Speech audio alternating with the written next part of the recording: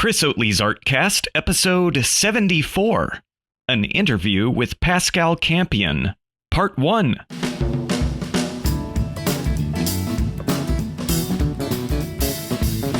Hello, my friends, and welcome to another episode of Chris Oatley's ArtCast, the show that goes inside the hearts and minds of successful professional artists. I'm Chris Oatley.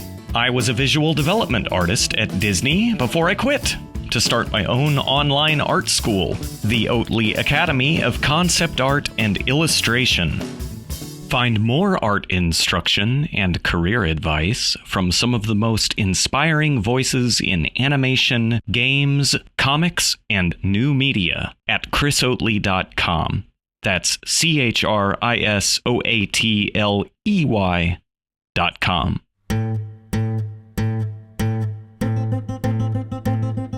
What does a successful artist look like?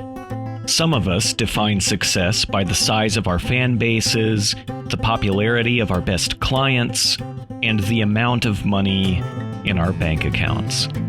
But very few of us would agree that these are the most valuable aspects of life as a professional artist. Nothing is valuable without meaning, which is why friendship, generosity, self-sacrifice, and family are, to most of us, our definition of true success. But is it even possible to find both financial and familial success as a professional artist? Is the decision to pursue your creative dream a deal with the devil that will leave you tired, broke, and lonely forever? Pascal Campion, one of the most popular independent artists working today, is living proof that success in all areas of life is possible. In the following interview, you'll see the contagious passion, the persistent positivity, and the disciplined focus that have enabled Pascal to experience success on his own terms. So take us all the way back to when you first started drawing or painting. When did you first know you wanted to be an artist? That's an interesting question, actually. I started drawing mainly because of my brother Sean. Because he was older than me, he was reading already, and he had comic books. And I would go down to his room to take comic books, but he would only give them to me if I would draw for him. And at first he would ask me to draw the characters in the comic books, and they were the French versions of Marvel comics. We had Spider-Man, Iron Man, stuff like that. And the way they would sell the comics in France is they wouldn't sell single issues. They would sell a package in which you had 3 or 4 issues, and that's what you'd buy. So, that's how I discovered Iron Man, because I wasn't that interested in him at all. That's great. He was a tag-along. Actually, they were. Once I started getting into comics and buying them, I would buy them for that particular hero, and then you had all those others stuck in there, and I discovered a bunch of others like that. But coming back to that, so I would draw those characters, and when you realize I had gotten that down, you would ask me to create my own drawings and stories for him. And that's where I started doing stick figure characters, to do those humongous drawings of castles being sacked and ransacked, and dragons and spaceships. And my drawings were, at that point, they were only stick figures, but they were filled with hundreds and hundreds of characters per page. And I would do little comic strips of this. It was always the same thing. This guy had a backpack on, and he would go into a fortress and try to save someone and kill 1,000 people on the way. And that's how I started drawing. But as I was saying, these were stick figure characters. I really, really liked it, and I just kept doing it until I got to 6th grade. And my art teacher told me at that point that I should never consider a career in art because I was not good enough. And I remember that just completely blew my mind. It just completely got me depressed. Yeah.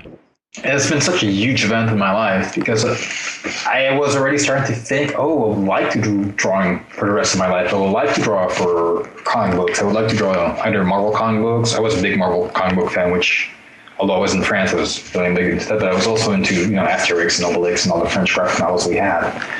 But this teacher telling me that just made me want to show him that I could.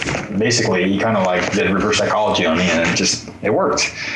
And I worked really hard, and all the way up until I got into high school, I never was the best artist in the class. I never drew better. I mean, it was frustrating because I remember this one guy, Thierry DiMartino, I think it was, didn't even try, and he was 10 times the artist I was. It was just very frustrating because I was drawing all the time, and you pick up a pencil once in a while and just do phenomenal drawing.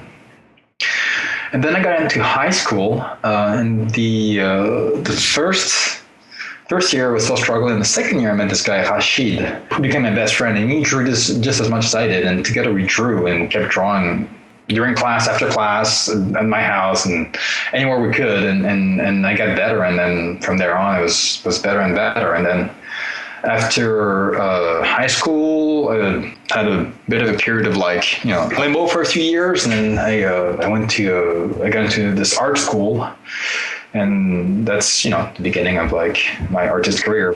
I knew I really wanted to do this for a living around the age of 10 or 11. Wow. And was that connected to the comics? Oh yeah, it was all about comics, and I didn't even think about animation. And not until my second to last year in college. There are two things that happened. One of them is I went to a movie to watch a Sunday matinee, and that movie was sold out. And I got into this other movie, which I never heard of before. And I just might as well, since I'm here, might as well go see a movie. And it was a movie called The Iron Giant. Oh, yeah. And I was just blown away. I was like, oh my God, what is this? And I was so, I was so ignorant about animation that I remember thinking to myself, how did they draw that robot to make it move the way he moves? I didn't realize it was a 3D robot. It was great. And I remember there was this part where the kid takes his bike and he rides across the forest and goes to see his mom works in that diner, I think. And this whole sequence, the colors, the artwork, and I didn't realize people could do this on command. I was just so blown away thinking about that some people had actually painted and drawn this, and they knew what they were doing. Because when you're in college, a lot of times you do stuff and you're like, oh my God, happy accident, yay. Which happens to me every day, by the way, just happy accidents. But there's a point where you have to produce something, right? Right.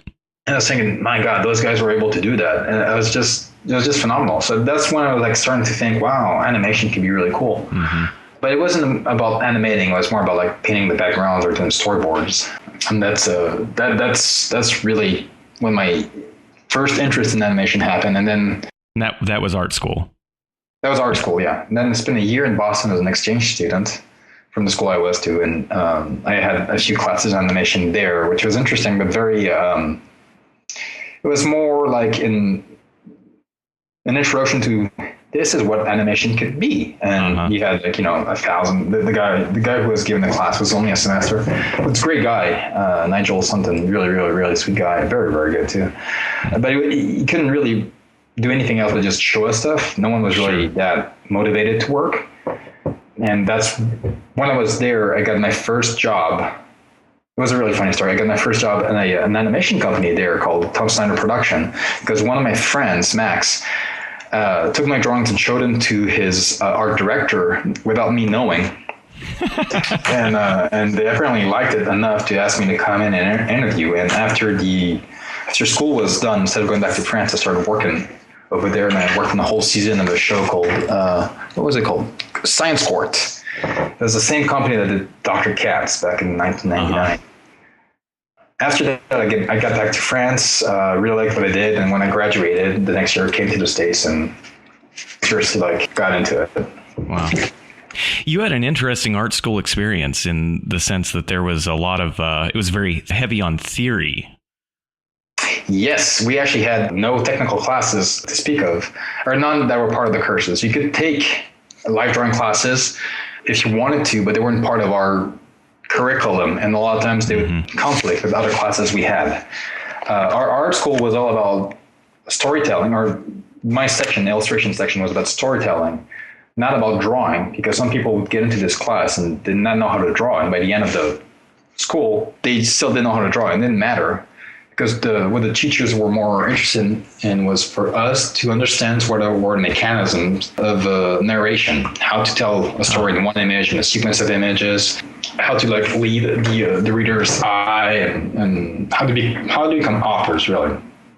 And the reason they didn't want to teach us any technique is because they were thinking that if we are authors, we will create our own graphical language to express the ideas we had. They will help us hone that language. They'll help us like direct it. They'll help us like figure out what we were doing, but they would not give us any classes on how to paint, how to draw, how to mix colors, how to do colors or anything. They just wanted us to like come up with those things, which was great actually. And it kind of worked. That's the amazing thing. It's like that. It, as frustrating as that might have been as a student, it most definitely left room for you to later on invent a very distinctive and unique visual voice, really. It's an interesting thing, though. I still don't think I can draw that well, and sometimes I get frustrated when I see some of my friends' artists that are like phenomenal, or especially guys that work at DreamWorks or Pixar, or in the big studios where like the actual draftsmanship is almost a requirement for what they do. But I definitely have something else that they don't have, which is what makes me unique and what I like as well. Once in a while, I like to understand drawing a little bit better, but at the same time, like, well, there's so many things I'd like to do. I wish I'd be a better cook, for instance, or stuff like that. Uh-huh. That's not going to happen. The school I actually liked it when I was there. It was frustrating because most of us, when we got there, not most of us, but like at least half of us got there wanted to learn how to draw. But pretty quickly we realized that what we were getting out of it was even better. And some people didn't like it. The first year, I remember a few kids left and went to the Gobelin, which at the time, the Gobelin at the time, that was like before 2000, wasn't as well known as it is now. Animation was just starting to like be this thing. And it didn't happen until like the third year I was in this college. So when the first girl I knew left to go to the Gobelin, I was like, "Where are you going over there?" And by the end of the scholarship's like, "Oh yeah, okay, we got it. Gobelin is supposed to go." But you learn so much. First of all, you learn about yourself, like your limits. That's the main thing you learn about. Like, wow, you're so freaking limited in everything you do, and that not knowing anything helps you like go over those limits, break those limits, and try to explore, which is something I think. Is something I still do nowadays because I feel like I just had a talk at school this morning where the teacher showed my work from the beginning of Sketch of the Day to now. Sketch of the Day, for people who don't know, is like a sketch I do every day and I post online. And I've been doing this for 8 years now, 9 years maybe. And from the beginning to now, it feels like two different artists. Yeah. From the images, and in between feels like 4 or 5 different artists. And that's something like I think I got from the school of like always trying to explore different things. Yeah, there's a reckless abandon and a whimsy in your work, a lyrical quality that feels like you've really found a way to harness the sort of raw experimental aspect, but then still produce something crafted. I mean, a composition. It's a control accident in a way, yes. Are you conscious of that? I mean, is that something that you're trying to do? I mean, how does that kind of push and pull work? Oh, absolutely. Yes, absolutely. I'm it's funny. The more I go, the more I'm conscious of it and the more I go for that. I've gone to this really fine, great point in my career, if you want to call it that, where now I am actually asked to do that as opposed to trying to emulate the style, which was the beginning of my career. And then again, that was one of the lucky ones because I only had to do this, emulate and copy and stay on model and stuff like that at the very beginning of my career. The first jobs I had, the very first animation job I had was at the company called Flying Rhinoceros. And the first day I got there, they put me in front of a computer and asked me to animate a scene in Flash. And so I didn't know how to do that. And I didn't know how to animate either. They had seen my hand-drawn animations that I had just started to do a few months before, and they loved it. And they assumed because of that I knew how to animate.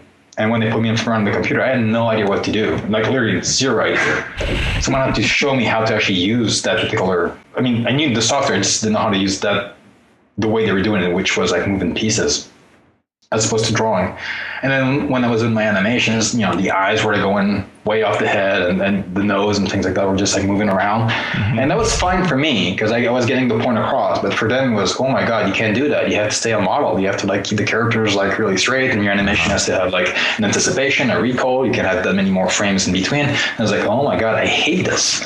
I absolutely hated it, and I wanted to quit. Thank God, very quickly the storyboard artist that was there left, and I was able to take his place where I got to draw, and I didn't have to stay on model at all, or roughly a model to do my storyboards.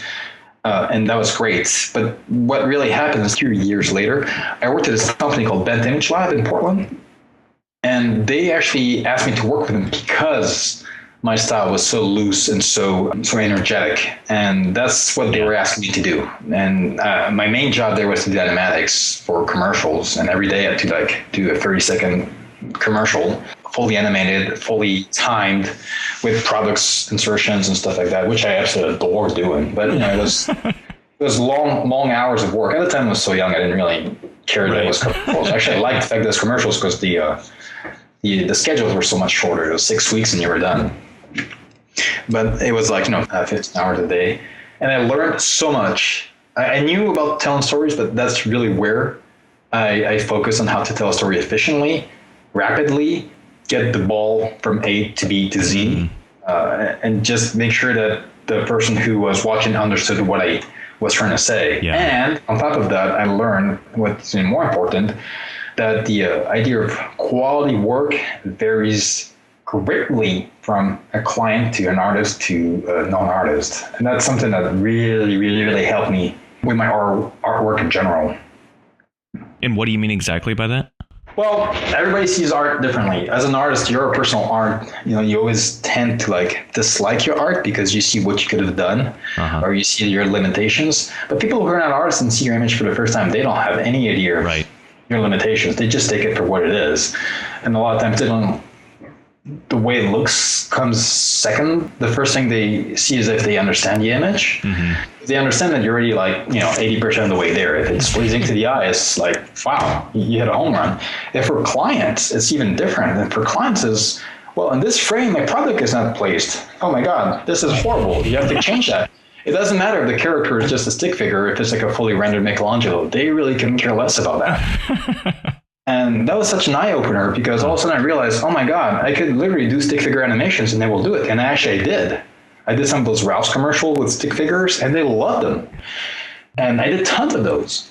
It's almost like, in a way, there's actually more freedom than most of us allow ourselves to have, even artists. It's almost like that was present in your mind for a long time, which led you to respond positively to the curriculum at the art school, and then later on flourish in these studios that were doing lots of different kinds of work. And then it sounds to me like the epiphany is based on, oh yeah, it's not just about what it looks like. It's not just about what the expectations of, a certain industry may or may not be, for better or worse. I mean, did it feel like that? Did it feel like freedom? Absolutely. Oh my God. When I was in Bent, in a way, it was the freer I'd ever been before in my art. And in a way, it was also because I had to work so much.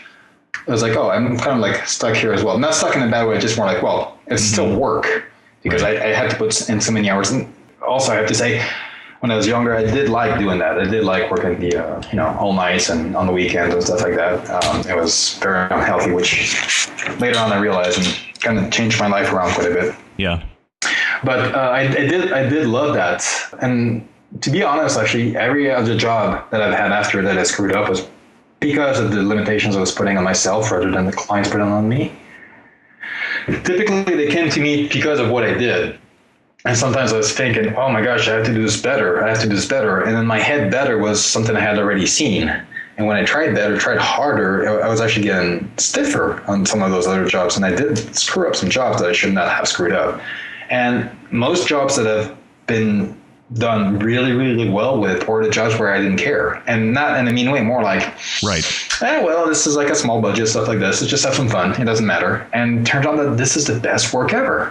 And it took me a long time to be able to harness this sort of like, I don't care attitude and turn it into a professional tool. Wow. Because you get stressed, especially when you get a big budget. When you get commercials and your cut of it is like in the tens of thousands of dollars, you think, oh my gosh, I have to do something really, really good here. And that's where I tend to like screw up. But then I was able throughout the years to realize that these were just jobs and be able to like just let loose on them. And it helped me go faster, do better work, be able to like edit it a lot easier. It just takes a little bit of practice and confidence as well, I guess. Before we get too much further into the story, let's just jump back real quick and make sure we connect the dots here. So Boston was like a study abroad scenario?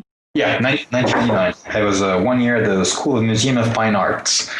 I went there and I think I got there in January of 1998 or 99, and I stayed there until basically the end of that year. I was only supposed to be there for that one semester, but then I got a job at TSB, where I met some amazing people. Some people that it's funny, everywhere I went, I met some amazing people that taught me so much stuff. Came back to France, finished my school at École des Arts Décoratifs, graduated in 2000. End of 2000, left, came to the States, landed in Kansas City where my brother Sean lives. Stayed there, he built me a computer, started like playing around, hand-drawn animations, got hired. First freelance job was with a company called Mondo Media here in San Francisco, but it was just freelance work, and I was doing storyboards, and then they fired me, but they never told me. So I was just expecting boards for a couple of weeks and like, what's going on? And by chance, I got someone there that told me, oh, they didn't tell you? Oh, they're off the job. They replaced you. It's like, oh my God. But then after that, I got this job in Portland at Pioneer Nostros, where I started in January 2001, I suppose. Then that only lasted for a few months because the company went under because of that .com economy. Left for Hawaii. Lived in Hawaii for about a year, a bit more than a year. Was working in Honolulu in a company called Prel, where I was doing like educational games for kids who didn't speak English, lived in the islands, and teach them how to speak English. That was a whole story in itself right there, but it was fun. Yeah. It's fun living there. The job in itself had ups and downs, and just, you could write a whole book of like how it was run over there. It's just funny. When I came back, I worked in Portland. That's where I was at Bent. And after Bent, moved to San Francisco, where I am now. And when I got here, I worked at Leapfrog for a little bit. Actually, for a while. That's where I started sketching. I worked there for 2 years. Leapfrog is this toy company that also does video games, those little small handheld video games. And when I moved here to San Francisco, I got a job over there. And then after that, I went freelance and started working for Disney TV, Nick Jr., then DreamWorks, and Disney, and all the other ones. And that's where I'm in now. And the moves. So Sean was in, you said Kansas City? Yes, Kansas City, Missouri. There's a place called Gun City, population 67. I'm just curious as to how those actual dots connect, and then how you ended up in Kansas City of all places. My brother, when he was, my father was American, my mom was French, and my parents divorced when I was really young, and we as kids lived with my mom in France. My brother Sean, by the age of 14, moved to the States where he lived with my dad in Alaska. And in order to go to college, he enrolled in the Army, in the U.S. Army. I think he was stationed first in Arizona, and then he got a job through the Army in Kansas City, where he moved to, and he actually fell in love with the place because the winters are cold. It reminded him of Alaska. Wow. Where he lived was this like huge open space with literally this town, Gun City, had 67 people actually living in there, and awesome. It felt like a movie because it's just coming from France and seeing cows and tractors. I mean, we have cows, but like it was just very, very much the Midwest, very much country music and cowboys and things like that. And I absolutely adored it. I just loved it. I fell in love with the place. How long were you in Kansas City? Well, I visited him a few times before, but when I moved there, I guess I was there from October, November, December, 3 or 4 months, maybe. So not very long, yeah. Not very long, yeah. But I've been there before, and and I've been there again since then. And then you got the gig in Portland based on, were you submitting portfolios? Was it a online website? That's a really good question, actually. At the time, I was playing around with Flash. I taught myself how to code in Flash, and I made this little like website that I put up, and then I would start sending like CDs to people, and immediately it gets this answer like, "Oh, we like your work so much, but we don't have work, or you're not fit for this or that, yada yada yada." And then one day I get this email from this guy called Barry Bruce telling me that he had seen my stuff online, and I'm not sure how he had seen it. I guess someone must have forwarded a link to my my mini site. That he liked it, and he wanted me to come and work with them. And I didn't know who he was, but it turns out that he was one of the founders of Will Vinton Studios in Portland. Oh, wow. Yeah. And he was such an exquisite gentleman, just like this like older, tall, gaunt, handsome guy who like every morning would wake up at 4:30, go work in his studio before coming to work. This very, very patient, extremely patient man that really, really helped me a lot. Then everybody over there was just great in general. And that's how I started working over there. Wow, it's awesome. Yeah, it was pretty fun. So you were you were learning Flash. How much does that connect to the Iron Giant moment? Oh, not at all. Actually, the Flash has nothing to do with the Iron Giant. No. What happens when I was at TSP at the Town Center production that year when I was working on Science Court, that was my first experience with computers. They had computers, and they had an animation software there. I can't remember what it's called, but they weren't doing animation. What they did is they would draw the frames. It was basically an animated storyboard. They would do storyboards in color, and they had like a script basically that would squiggle the lines around the characters. So it felt like you look at the frame, which would be on the screen for like 10 seconds or something. And the lines around the characters would squiggle, would move. And that was squiggle-mation, animation. So none of us over there animated at all. Right. But that was my first introduction to computer stuff. And while I was leaving, I was the season of Science Court I was working on finished. I was getting ready to go back to France. And at the time, Flash 3, 2, whatever it was, came out, and they had copies of the studio. And they were testing them around. And that's where I saw Flash. When I got back to France, I didn't try it at the time. I saw it on someone's computer, and I saw what he was doing. I thought it was really cool. I got back to France, finished my studies, and came back to the States and got Flash. And that's how I got into Flash. That's the only reason. It's because I saw it there. So it was just purely curiosity about this new technology. Complete curiosity. I didn't know anything about it, and I just picked it up and learned. And then I'm pretty lazy, so I didn't want to learn anything else after that. So. Which is the reason I still use Flash, and I still use Flash MX from 2002. So that's like 12 years behind. It's working. It's getting the job done. For now, it's working. I'm not sure how much longer it's going to work with the new computers. That's also why I'm getting a little bit more into Photoshop. Also because it's fun to explore different things. But, right. But then there's something you said about boards with the Portland transition there. So you were also drawing storyboards by this point. Yeah, storyboards. I was doing this by first. I was doing them on paper, which is great.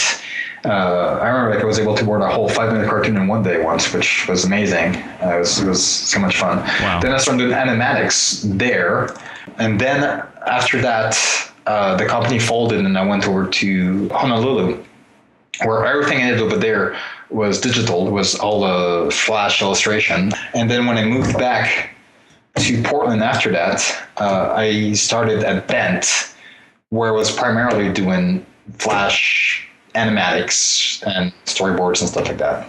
That's interesting that your inexplicable Flash obsession like opened up this opportunity for you to do boards, which is an animation centric and a time based kind of thing. Okay, well, that's a really good thing. The one thing I had to say about that is when I started doing boards is that it wasn't because of Flash. It was just because through my school, the main thing we focused on was storytelling. Storytelling, right. Not just in single images, but also over a period of time, sequential art. So when I started doing the boards, I realized how easy it was for me to do them because it was a natural thing. I didn't have to learn. I was presented with a job to do, which was storyboarding the whole cartoon. There was absolutely zero issue to the point where I started storyboarding all the cartoons over there, and the directors would ask for me to storyboard their cartoons because I was so fast at doing it That's in Portland. That was in Portland. And I was playing around so much with it. I was able to like come up with like so many different ideas and ways of like dealing with stories and continuity and transitions, which is something I really like doing. And then when I was in Portland, I was doing all the animatics, and that also at the beginning, I was a little bit directed, but then they realized it was so much easier to let me go, to like let me loose on them, because I was getting the job done. It was a lot easier for me to do my first pass, and then the director would come in and say, well, that's great, but let's change this and this, let's slow it down here, let's maybe try this something different there. And it was great. And then when I was at Dent, I think it took about 4 months for the company to go from 4 people to, I don't know, 20 people, and being overly saturated with work that they couldn't handle all the work that came in. And this one day, this pitch for Malt's commercial came in, and Shell, the guy who was supposed to pitch it, Shell White, amazing guy, came up to me and says, you know what, Pascal, I don't have time to do this commercial. If you want to pitch it and you get it, you can direct it. Wow. And I pitched it, I got it, and they were true to their word. They let me direct it. Wow. The only thing that happened is the client didn't know who I was. I didn't have any commercials on my reel because that was obviously my first one. Right. So what Shell is like, he said he was going to co-direct it with me, and we started co-directing. And halfway through, he said he couldn't do it anymore because he was too committed to something else. So that would be the only director on it. So basically, he kind of like screwed over the clients. But it turned out that the commercial came out great. They loved it so much they ordered the whole campaign out of them. And I directed them all, and after that, just kept directing.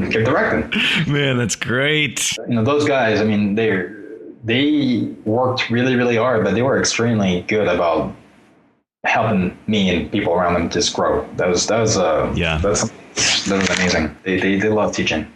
Yeah, I've been the beneficiary of that in pretty much every in-house job I've had. Almost always, most of the artists at any given studio have just taken an interest in me. And I think there's this theme of curiosity, not just in your story, but in most of the artists I've gotten to know. And I think there's something, I think to be an artist is to be curious. And when some young guy comes in and he's curious about how things are done, a lot of artists can't resist but answer his questions because, they see that in themselves as well. Absolutely. I also think that it's not just there's 2 ways of doing things. There's like the technical aspect, and then there's the whole thought process, which for my personal interest, I prefer rather than technical aspect. I think technical aspect is all great and nice, but it's like the thought process that goes beyond it is great, because sometimes you see things and you're like, wow, what was the guy thinking when he was doing that? And that amazes me. The connection that your mind does. It's amazing. Yeah, something Brian McDonald, author of Invisible Ink, he talks about is gap closing, and how we limit ourselves as artists when we immediately try to answer something instead of responding with a question or responding with, kind of an open-ended curiosity about something. When you immediately try and connect, oh, that's why that happens, then there's this danger of sacrificing or forfeiting or sabotaging discovery that would then be inspiring, to give you a new idea or a new approach or a new method. Right. That's a good point, actually, because I can relate to that. Like I'm talking to you right now, and I'm sure like an hour through this conversation, I'll be thinking, oh my God, I should have said this and this. Oh my God, I should have said that. Like, but on the moment, that's the truth. For that particular moment, that's what's work. At least that's how I see it. Every day I do a daily sketch, and some days they're better than others, and sometimes it's because I'm more inspired than others. Other times also it's because, like I have my kids in the back of my chair, just pulling that chair around and like playing with my mouse while I'm drawing. So I just, and I'm thinking, well, today this is as good as it gets. And this is just as valid as the day where I actually have no interruption, where I'm focused 100% on it and extremely inspired. It's the same thing. It's just, it's at that moment, this is what I can do. Yeah. And it's if I had another hour, I would do something different, but I don't. So at that moment, that's what I'm going to be able to do. It does help me a lot when I work to think about things like that. I've been on a mission to work less for a year now, and only in the last 2 months really has that started to change significantly, and it's about to change in an even bigger way because we just actually hired our first full-timer. The point being, I've realized that obviously there are a lot of times where I could just kind of squeeze in a couple more hours or force myself to just push a little harder. And there have been a few times where I've opted to go, no, turn the computer off, go to bed, get a good night's sleep, get up the next morning. And I realize that over time, I become more productive in the same way that you're talking about, which is I'll get the bigger pieces. Yeah, sure, there might be 1,000 details that didn't get worked on that day, but the big pieces I'm more productive with when I actually keep the boundaries up, and life, I sort of like let the rest of my life into my schedule. I agree 100% with that. I discovered because of my wife, she is the one who forced me to slow down. Actually, when I was at Bent, we broke up. We were dating at the time, and we broke up because basically I was working all the time. Yeah. And she was in San Francisco, so I would fly here every 2 weeks to be with her, but I'd be here and I'd be so tired. I didn't want to do anything, and she wanted to go out. And long distance, the work and everything, it just didn't work. I definitely was not the most sympathetic character because I was just, I was way too into my work. And after a while, being at Bent and being without her, it did dawn on me that, wait, what am I doing? I remember this one time coming home at, I think it was 2 or 3 o'clock in the morning on the Saturday, because I had been at work trying to finish a commercial, and thinking to myself, what am I doing? It's like, and I'm here making all this money and stuff, and I'm coming home at night and there's absolutely no one at home. What am I doing? It was really depressing. Yeah. Even if the work in itself was great, I remember sometimes being on the weekend and just hoping for Monday to come around so I could go back to work. Right. So I'd go and work on the weekends as well, even if there was no one there, just to be doing stuff. And that was just not fun. Then being with Katrina, it's when I stopped Bent and moved permanently to San Francisco, I still had those habits of working a lot. It took my wife unplugging the computer while I was working and other things like that to really make me stop. And then when we had Lily, our first daughter, that's really when my life turned around. And it, I know it's very cliche to say, oh, well, it's going to change your life, but it does. It changes your perception of life and your perception of what is important in life. And it really helped me readjust and work less and realize that even by working less physical hours, I was able to produce just as much work and better work in most cases, and enjoy my life a whole lot more. And that's one of the reasons I went freelance and love being a freelancer, because I can actually spend time with my family. Pascal has this way of inspiring his fellow artists by simply being himself. Have the insights that Pascal shared during this first part of the interview changed your perception of yourself as an artist in any way? If so, go to chrisoatley.com/Pascal-Campion and share your thoughts in the comments. The comments section at chrisoatley.com is always an inspiring after party, so I encourage you to come hang out and share your thoughts. Again, chrisoatley.com/Pascal-Campion. On the next episode of Chris Oatley's ArtCast, Pascal and I will discuss fatherhood, family, storytelling, portfolios, art school, and Pascal answers questions submitted by my advanced color theory students. And speaking of questions, it's time for the Q&A segment. Today's question comes from Jesse, and Jesse asks, how do you overcome a paralyzing fear and doubt that you will never become a great artist? Practice is one of the main keys as I understand it, but my fear is so pressing that every time I even think about it, I get upset and paralyzed to even do it. Well, Jesse, first of all, you are not alone.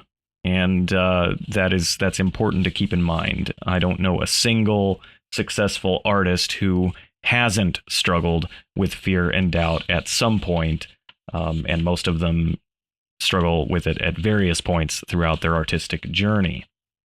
And I kind of talked about this on ArtCast number 66, the episode with Will Terry, and the title of that episode is Are You Good Enough? And although that episode isn't about exactly what you're talking about, I highly recommend listening to it. And I will link to that podcast episode from the post that this episode, the one you're currently listening to, is associated with. So that is chrisoatley.com/Pascal-Campion. So I have a couple of questions for you, Jesse. Why is greatness so important? What is greatness? And if you do become a great artist, will you even know it? I personally believe that art is not about greatness. That's not the point. Greatness is a moving target. The idea of greatness is a completely subjective concept, right? One person's greatness is another person's failure. Maybe it's not often that extreme, but you get my point. My advice is just find the story in your heart that needs to be told and tell that story with pictures, with words, or with words and pictures. And if you just do your best at that, you'll get better at it. And better and better and better. My guess is that you actually aren't motivated by greatness much at all, if at all. And that this concept of greatness is something that has been presented to you as being important. And that deep down inside, what you really crave is what we all crave, and that is connection with each other. And so things like story and community are worthy pursuits that actually don't require greatness. They just require honesty and persistence and a little bravery. If being a skilled draftsman or a skilled painter is what you mean when you say greatness, then that's the easy part. Relatively, art in the technical sense is a craft that can be practiced and perfected over time. So my advice there is not to focus on the summit of the mountain, just focus on reaching the next base camp. What is it going to take for you to get to the next base camp?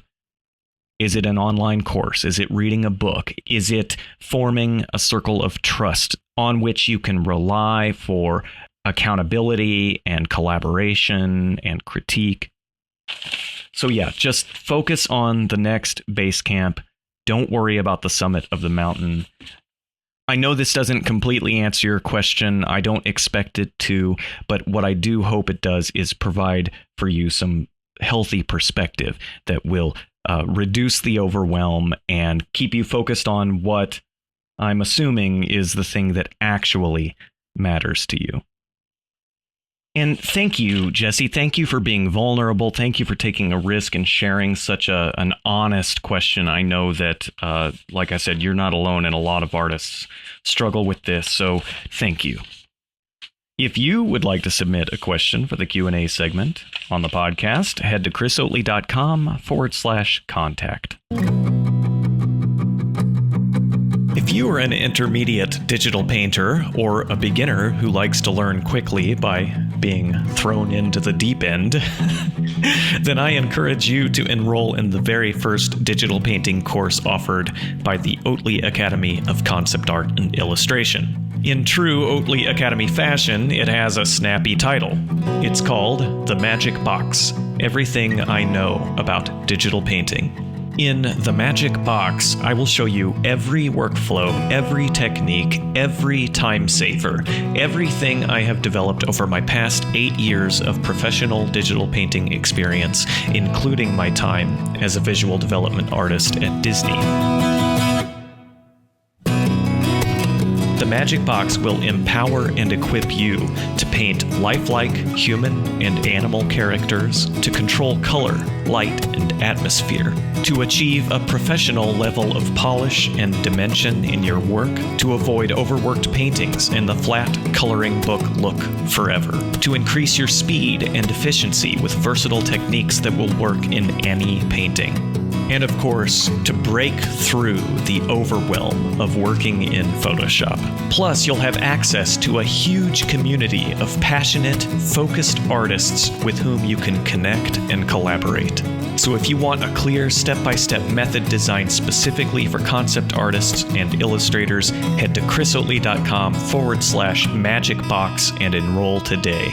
It's completely risk-free, and you get instant access to the first set of lessons as soon as you enroll. Here are just a few testimonials from current Magic Box students. John Acuna says, "At Chris Oatley, those lighting tutorials helped me make a major breakthrough today. 2 days of work done in as many hours. Thanks." @Frederick_S says, "First time I've looked at a painting I've done and not wanted to scrap it ASAP. Thanks, @Chris Oatley." @Thousandfold Art says, @Chris Oatley, that lesson changed my life, dude. #MagicBox. And @Drake Studio says, "The Magic Box courses from @Chris Oatley have made me question my entire digital art workflow. The learning, it hurts. Hurts so good." Love you guys. Yes, so head to chrisoatley.com/magicbox to learn more, to enroll, and we would love to see you join the Oatley Academy.